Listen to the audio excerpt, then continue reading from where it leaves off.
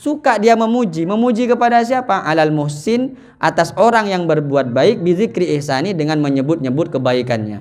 Ini tidak salah tretan. Misalnya ada orang berbuat baik kepada panjenengan semua, kita sebut, oh si fulan bin fulan itu baik, oh Bang Udin itu baiknya luar biasa, suka ngajak kita ngopi-ngopi, tapi sekarang kok jarang ya. Kira-kira seperti itu. Itu menunjuk salah enggak? Enggak, justru menunjukkan simbol keimanan kita. Berarti kita bersyukur kepada Allah. Bersyukur kepada Allah pasti melewati manusia yang lain. Sehingga katanya ada makalah yang mengatakan man lam yashkur linnas lam yashkur lillah. Orang yang tidak terima kasih kepada manusia berarti tidak terima kasih kepada Allah. Misalnya dia dalam kondisi lapar, dikasih makan, dia langsung alhamdulillah ya Allah terima kasih. Habis itu balik. Oh, entar boleh. Bisa kening sampat itu. Assalamualaikum warahmatullahi wabarakatuh.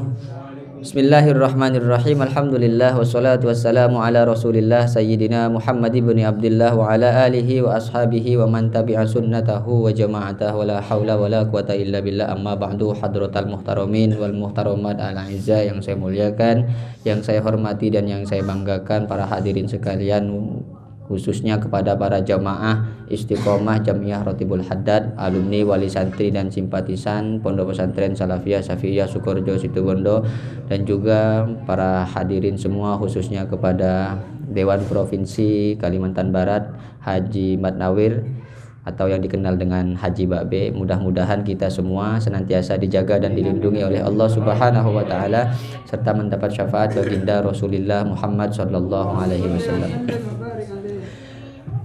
Para hadirin yang dirahmati oleh Allah, lanjutan dari bacaan yang kemarin, kita membahas tentang tanda-tanda orang yang celaka di hadapan Allah Subhanahu wa taala. Itu ada 4. Di antaranya yang pertama adalah nisyanuz dzunubil madiyah, melupakan dosa-dosa, kenangan-kenangan masa lalunya. Kemudian yang kedua diantaranya adalah senantiasa mengungkit-ungkit kebaikannya yang pernah dia buat. Ini tanda-tanda orang yang celaka di hadapan Allah. Sementara dia itu tidak tahu apakah kebaikan yang dia kerjakan dulu diterima atau ditolak oleh Allah. Ini sudah diungkit-ungkit. Kemudian melihat seseorang dari aspek dunia, dia melihat lebih baik dari dirinya, lebih di atas dari dirinya. Ini tanda-tanda kecelakaan. Kemudian yang terakhir adalah kalau melihat orang dari segi keagamaannya, dia melihat lebih rendah dari dirinya. Kemudian sekarang tanda-tanda orang itu sukses di hadapan Allah. Bismillahirrahmanirrahim. Wa alamatu sa'adati arba'atun. Adapun tanda-tanda bahagia arba'atun minal umuri ialah 4 minal umuri dari beberapa perkara. Ada 4 perkara yang termasuk tanda-tanda orang tersebut akan bahagia hidupnya. Yang pertama zikruz dzunubil madiyati bin nadmi wal istighfari. Yang pertama adalah mengingat-ingat dosa-dosa yang telah lalu dengan cara kita menyesal, wal istighfari, dan minta ampun kepada Allah. Semua manusia tidak terluput dari perbuatan salah, keliru, ataupun perbuatan dosa dan durhaka kepada Allah. Dari mulai dia lahir sampai dia meninggal dunia. Tentunya kita yang masih diberikan kesempatan oleh Allah ini seharusnya kita ingat-ingat dengan kesalahan-kesalahan kita tempo dulu. Kira-kira dosanya kita kepada siapa saja dan kepada Allah. Ini perlu kita ingat dengan cara menyesal dan minta ampun kepada Allah. Apakah mesti diterima? Urusan diterima itu hak prerogatifnya Allah Subhanahu wa taala. Tapi yakinlah, Allah pernah mengatakan dalam Al-Qur'an, Nabi ibadi innani anal ghafurur rahim. Sampaikanlah wahai Muhammad bahwasanya aku adalah Zat yang Maha Pengampun. Jadi kita tahu, kita yakin walaupun dosa kita besar, kita tahu, kita yakin bahwa pengampunan Allah Subhanahu wa taala lebih besar. Senyampang kita mau menyesal dan mau bertaubat minta ampun kepada Allah Subhanahu wa taala. Ini tanda-tanda orang yang akan bahagia hidupnya. Wa nisyanul hasanatil madiyati, dan yang kedua, melupakan kebaikan-kebaikan yang telah lalu. Seperti apa contohnya? Ka'annaha lam taqo minhu. Seperti seolah-olah kebaikan itu tidak pernah terjadi. Li'annaha la takhlu minal ilali, karena sesungguhnya mengingat-ingat masa lalu kebaikan-kebaikan yang dulu, minal ilali ialah termasuk penyakit. Nah, yang seperti ini terjadi kepada kita. Misalnya kita pernah melakukan kebaikan-kebaikan, baik itu untuk diri kita kepada orang lain ataupun kebaikan kita yang sejatinya untuk diri kita sendiri. Nah, ini tidak baik kalau kita ingat-ingat kebaikan itu. Yang baik adalah biarlah orang yang senantiasa mengingat jasa kita, mengenang jasa kita yang seharusnya kita tidak perlu mengungkitnya. Misalnya pernah membantu orang, misalnya pernah menolong orang, pernah berbuat baik kepada orang, itu tidak perlu kita ungkit-ungkit, tidak perlu kita ingat-ingat. Itu tahu enggak, misalnya rumah di sana itu kalau enggak dibantu saya kemarin itu roboh rumahnya. Enggak perlu kita sampaikan seperti itu. Biarlah dia yang mengenang kebaikan kita sebagai jasa bahwa kita pernah berbuat baik kepadanya. Dan itu termasuk ke dalam hamba yang bersyukur kepada Allah Subhanahu wa taala. Jadi untuk hamba yang bisa bahagia dikategorikan hamba yang bahagia di hadapan Allah, melupakan kebaikan-kebaikan yang telah lalu. Wa nadruhu ila man fawqahu fid dini, dan melihat orang yang ada di dalam agama melihat lebih tinggi daripada dirinya. Artinya seperti apa? Ketika misalnya dia melihat tokoh agama, dia merasa orang tadi lebih segalanya dari dirinya di dalam agama, lebih alim, lebih soleh, lebih baik. Sehingga bagaimana yang terjadi? Fayaktadi bihi, maka dia akan mengikuti. Mau dia mengikutinya. Misalnya dalam jemaah ini kita melihat salah satu di antara kita siapa yang lebih baik keagamaannya daripada kita.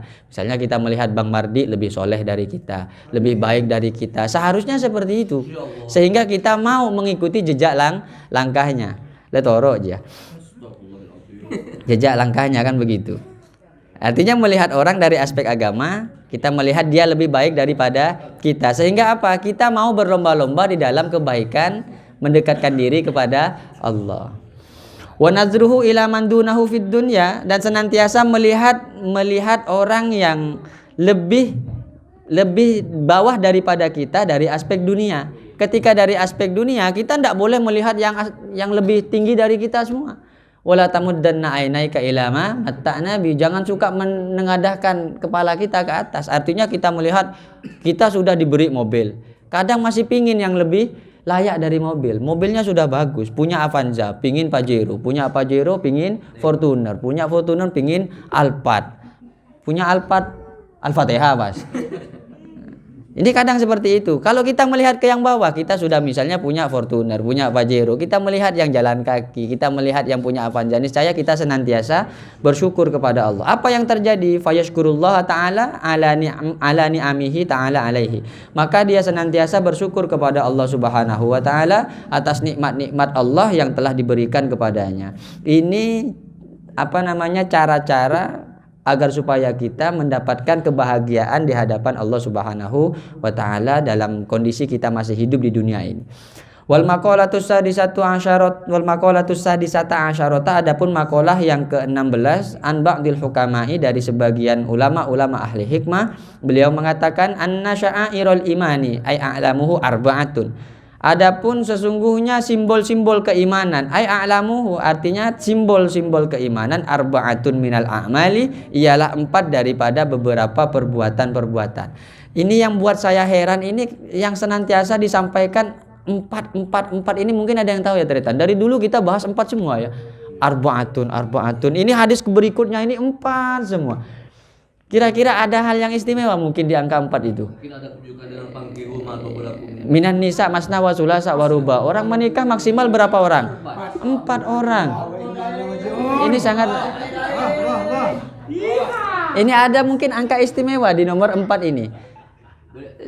Kalau kita misalnya otak-atik ya, nama Rasulullah yang masyhur yang kita ketahui itu 4. Di dalam Al-Quran itu disebutkan, kalau misalnya di orang-orang bumi menyebut nama Nabi Muhammad itu julukannya, panggilannya Muhammad. Tapi orang-orang langit sayati ismuhu Ahmad. Kemudian yang kedua ada yang memanggil dengan nama Toha, ada yang memanggil dengan nama Yasin. Ini 4. Kemudian ada misalnya Rasulullah punya cucu, ini 4, Hasan, Husain, Sahal dan Suhail. Ini ada, kira-kira ada apa dengan angka 4? Termasuk tegaknya negara, qiwamud dunya bi arba'ati asya. 4 perkara yang bisa menegakkan dunia ini. Yang pertama ilmunya ulama, yang kemudian keadilan para pemimpin-pemimpin kita, kemudian yang ketiga misalnya kedermawanannya orang-orang kaya dan doanya orang-orang fakir. Ini angka 4 ini sangat istimewa. Sehingga kalau kita ngaca misalnya kayak di negara kita, angka istimewa yang kita sebutkan ini 4, misalnya organisasi Nahdlatul Ulama, PBNU. Ini juga 4. P-nya ya Pancasila, B-nya Bhinneka Tunggal Ika, kemudiannya N-nya NKRI, U-nya Undang-Undang Dasar Negara Republik Indonesia. Ini ada apa dengan angka 4? Ini sangat luar biasa. Semuanya rata-rata dengan 4. Namun kalau orang Cina, katanya sih, orang Cina itu menurut ilmu Feng Shui 4 itu angka sial, angka apes. Kenapa? Diumpamakan 4 itu seperti kursi yang terbalik. Maka kalau dilihat, sampean pernah naik lift? Oh, saya rasa enggak pernah di sini naik lift semuanya ya. Biasa jalan kaki, loncat kan dari lantai 3 ya. Itu kalau di lift itu angka 1, 2, 3, 4 tuh enggak ada, langsung lompat ke 5. Karena dianggap angka sial menurut orang-orang Cina, Tapi jangan dimasukkan ke togel ya. Ini nanti kayaknya 4 tembus ini kayaknya. Soalnya mencurigakan sekali. Rata-rata 4 semua yang disebutkan. Yang pertama apa simbol-simbol keimanan di antara yang 4 itu? Yang pertama adalah at-taqwa. Kita harus menanamkan keimanan dan ketakwaan kita kepada Allah. Takwa yang dimaksud bagaimana? Wa huwa fit ta'ati yuradu bihil ikhlasu fil al-ikhlasu. Adalah taat kepada Allah, yang dimaksud adalah ikhlas. Kita berbuat takwa, imtisalu awamirillah, mengerjakan perintah Allah dengan cara ikhlas, bukan pamrih, tanpa pamrih. Gimana sih konsep dasarnya ikhlas? Itu gampang. Ada 2 L katanya. Lakukan, lupakan. Kita lakukan, lupakan. Sebagaimana kita ketika qadil hajah, pernah nggak kita mikir-mikir ketika kita qadil hajah, wah kali ini kotorannya yang keluar ini kok lebih menarik, warna-warni misalnya. Mana sampai bedelalak menghingga pun diusir. Hus itu. Kan nggak mungkin.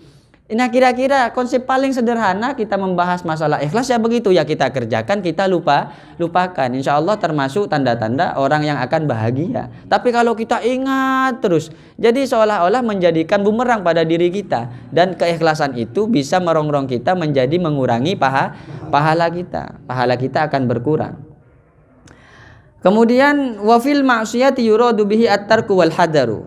Takwa artinya minal manhiyat, dari larangan-larangan Allah. Yang pertama bimtisari awamirillah wajtinabu nawahi, menjauhi larangan-larangan Allah Subhanahu wa taala. Maksudnya apa? Yuradu bihi at-tarku wal hadaru, senantiasa meninggalkan dan takut kepada Allah Subhanahu wa taala.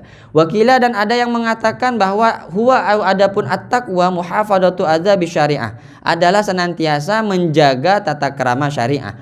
Wakila, dan ada yang mengatakan apa yang dimaksud dengan takwa, huwal iktida'u bin nabi sallallahu alaihi wasallam qaulan wa fi'lan, senantiasa mencontoh, berusaha untuk meniru sekuat tenaga.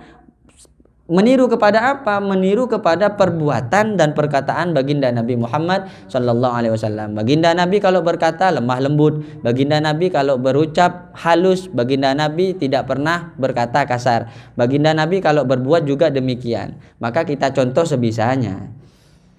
Kemudian yang kedua, tanda-tanda atau simbol-simbol keimanan wal haya'u adalah punya rasa malu. Wa huwa nau'ani. Punya rasa malu ini 2 bagian, ada 2 macam. Yang pertama nafsani. Nafsani artinya karakter dari diri itu sendiri. Kapan datangnya rasa malu yang menjadi karakter diri sendiri? Wa huwa allazi khalaqallahu ta'ala fin nufusi kulliha. Adalah sesuatu atau malu yang telah diciptakan oleh Allah Subhanahu wa taala fin nufusi kulliha, di semua makhluknya Allah, di semua manusia-manusia yang diciptakan oleh Allah Subhanahu wa taala, itu dititipkan rasa malu oleh Allah Subhanahu wa taala. Seperti apa? Kal haya'i min kashfil aurah, seperti dia pasti malu ketika tersingkapnya aurat. Yang kedua, wal jima'i bainan nasi, dan dia pasti malu ketika melakukan hubungan suami istri di hadapan halayak umum. Maka perlu dipertanyakan, ketika ada orang yang melakukan melanggar yang ditentukan oleh Allah Subhanahu wa taala, misalnya malah auratnya dibuka, menjadi trending, menjadi tren pada saat ini. Berarti karakter rasa malu yang memang dititipkan oleh Allah Subhanahu wa taala ini tidak ada. Kalau kita punya logika, malu yang diciptakan oleh Allah itu diciptakan oleh Allah, diberikan kepada manusia. Jadi yang punya rasa malu itu siapa? Manusia. Umum pada dasarnya semua manusia punya rasa malu. Tapi kalau sudah rasa malu ini hilang, misalnya dia sengaja membuka auratnya, ada di pinggir-pinggir jalan, atang kotangan itu kan, atang gentangan ben kotangah itu, ada di pinggir jalan atau mandi, biasanya orang-orang yang dekat dengan parit. Kalau kita misalnya membahas aurat, wa auratur rajuli ma baina surrati war rukbah. Aurat laki-laki di antara pusar dan lutut. Ini harus ditambah sekarang kalau misalnya lewat di pinggir-pinggir parit itu. Auratnya laki-laki itu bukan antara pusar dan lutut tapi segepok. Cukup ditutup begini misalnya atau pakai kolor. Ini kan susah. Jadi auratnya perempuan, kullu badaniha illal wajha wal kafain. Semua tubuhnya kecuali wajah dan kedua telapak tangan. Tapi apa yang terjadi? Nah, ini bisa nggak dia dikatakan atau disebut dengan manusia? Kenapa? Karena karakter inti pada manusia sudah lepas dari dirinya. Nggak ada bedanya dia dengan hewan yang lain. Maka kita yang masih merasa manusia, tanamkan rasa keimanan ini, tanda-tandanya diantaranya kita punya karakter rasa malu yang memang dititipkan oleh Allah Subhanahu wa ta'ala. Kemudian yang kedua rasa malu itu adalah imani. Imani ini maksudnya bukan karakter tapi diperoleh dengan dia belajar, diperoleh dengan dia mengaji dan sak macamnya. Menunjukkan dia kemantapan iman yang ada di dalam dirinya. Bagaimana caranya? Wa huwa ayyamna al-mu'minu min fi'lil ma'asi khaufan minallahi ta'ala. Yang dimaksud dengan malu secara imani adalah dia enggan seseorang atau orang yang beriman kepada Allah, dia tidak mau min fi'lil ma'asi, mengerjakan maksiat kepada Allah. Alasannya tidak ada yang lain.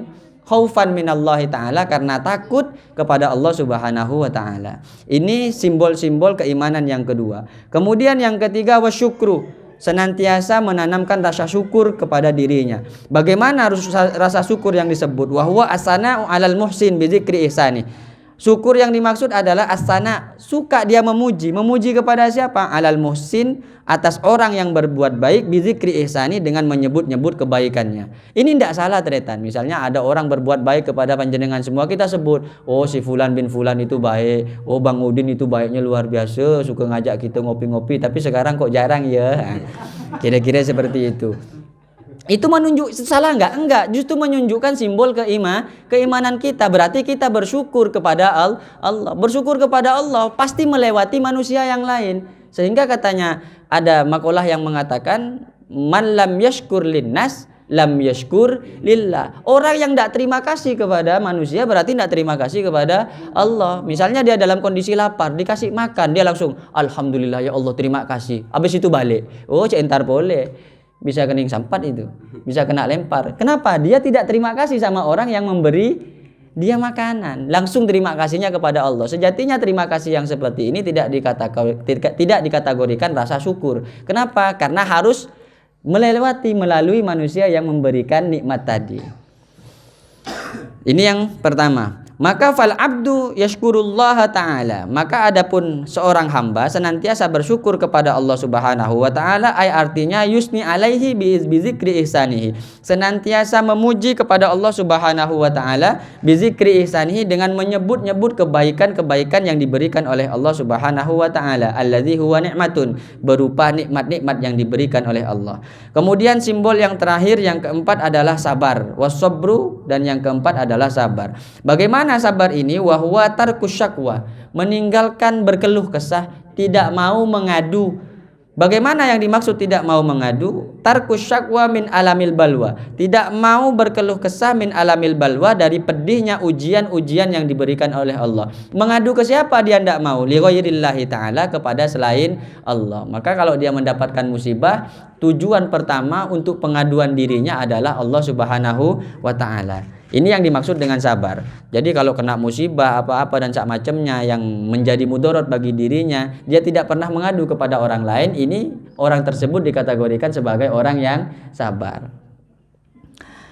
Wa yanbaghi lana an nad'u bi du'a'i Tamimin ad-Dari. Maka seharusnya bagi kita semua senantiasa berdoa dengan doanya Tamim ad-Dari, Ibni Habib, putranya Habib, allazi allamahu iyyahu sayyiduna al-Hidru alaihi salatu wassalam, yang telah diajarkan oleh Nabi Khidir alaihi salatu wasallam inda ruju'ihi ketika kembalinya Tamim Ad-Dari minal ardis sufla dari dataran rendah atau dari tanah yang paling bawah, maksudnya dataran rendah, bisababi akhdil jinni iyahu disebabkan diambilnya jin iyahu kepada Tamim Ad-Dari ilal Madinati Syarifati, diambil ilal Madinati Syarifati menuju kota yang sangat mulia, yakni kota Madinah. Wa huwa hadza, adapun doa itu hadza adalah ini. Tamim Ad-Dari ini salah satu orang yang dulunya waktu beliau belum masuk Islam, beliau adalah seorang pendeta dan salah satu-satunya orang yang pernah melihat Dajjal, namanya Tamim Ad-Dari. Pernah dikisahkan atau diceritakan bahwa beliau sebelum masuk Islam ini suka berlayar karena beliau asli orang Arab.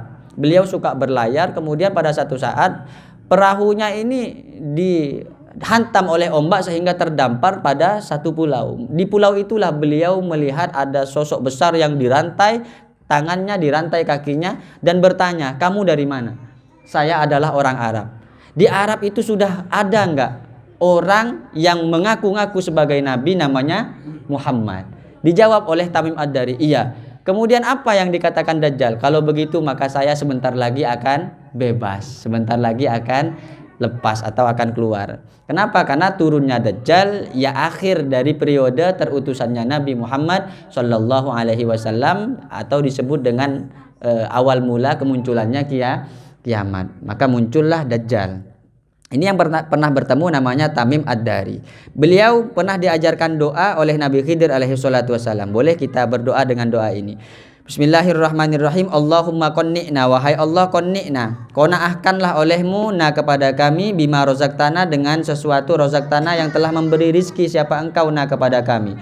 Wa'simna, dan jagalah olehmu na kepada kami min haitsu nahaitana, dari perkara-perkara nahaitana yang telah melarang siapa engkau na kepada kami.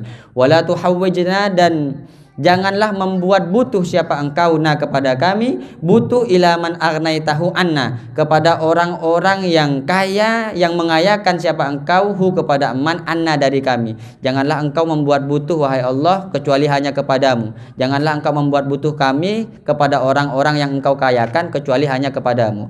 Wasyurna, dan bangkitkanlah kami, kumpulkanlah kami fi zumrati ummati sayyidina Muhammadin sallallahu alaihi wasallam. Ini Nabi Khidir saja mengajarkan pingin berkumpul dengan siapa? Rombongannya Nabi Muhammad.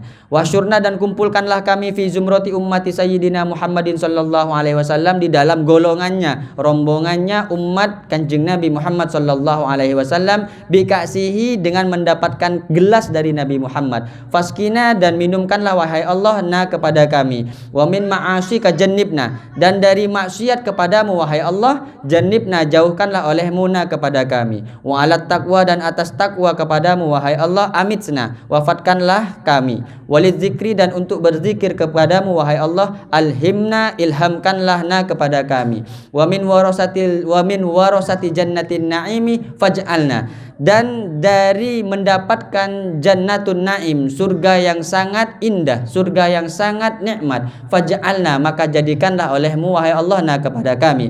Wa as'idna, dan bahagiakanlah wahai Allah na kepada kami. Wala tushkinna, dan janganlah membuat celaka wahai engkau Allah na kepada kami. Ya dzal jalali wal ikrami, wahai zat yang maha agung, wal ikrami, dan maha mulia. Ini doa yang diajarkan oleh Nabi Khidir kepada Tamim Ad-Dari. Boleh nanti kita amalkan.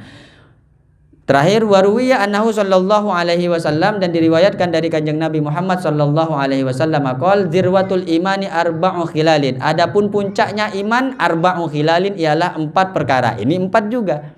Jadi ada 4 ini sangat istimewa. Yang pertama, as-sabru lil hukmi, adalah sabar terhadap hukum-hukum yang ditetapkan oleh Allah Subhanahu wa taala.